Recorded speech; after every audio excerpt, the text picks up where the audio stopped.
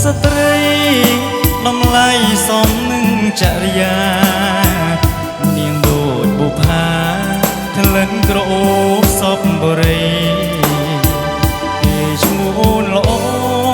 បងលួចគួចិត្តបែតីស្នេហ៍បូស្បាស្រីយកចិនភក្តីចុកកិច្ចកុំត្រាសម្បត្តិបេះដូងគឺជាទ្រព្យគប់ជីវិតមរបងដួងចិត្ត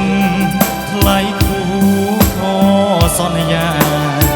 ហ៊ានប្រគល់ជូនតែមានស្ងួនកែវកននិថារួមសាងវាសនាបងនឹងជីវ៉ាជាគូមេត្រីបូស្បាផ្កាស្នេហ៍រៀមថៃថ្នមថ្នាំងអាស្រ័យពឹងពាក់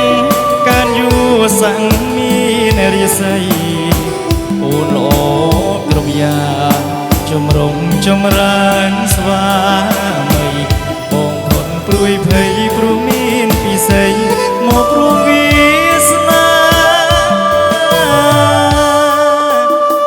ស្នេហ៍មានតម្លៃគ្មានអ្វីប្រៀបប្រដូចបានស្រឡាញ់កល្យានស្មងលូបងសូនសងខាអូនគឺជាម្លប់ត្រជាក់ត្រជុំគ្រួសារជាតិនេះ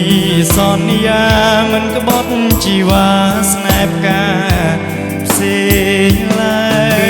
យ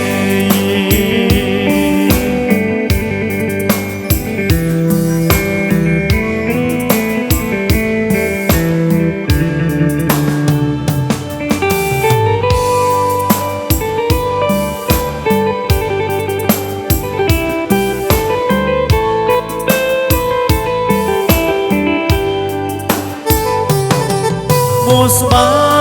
ផ្កាស្នេហ៍រៀមថៃថ្នមថ្នាំងអាស្រ័យពឹងពាក់ការយួរសាំងមានរាសីអូនល្អគ្រប់យ៉ាងជំរុំចម្រើនស្វាមីបងធន់ព្រួយភ័យព្រោះមានពិសីមករួមវាសនាស្នេហ៍មានតម្លៃ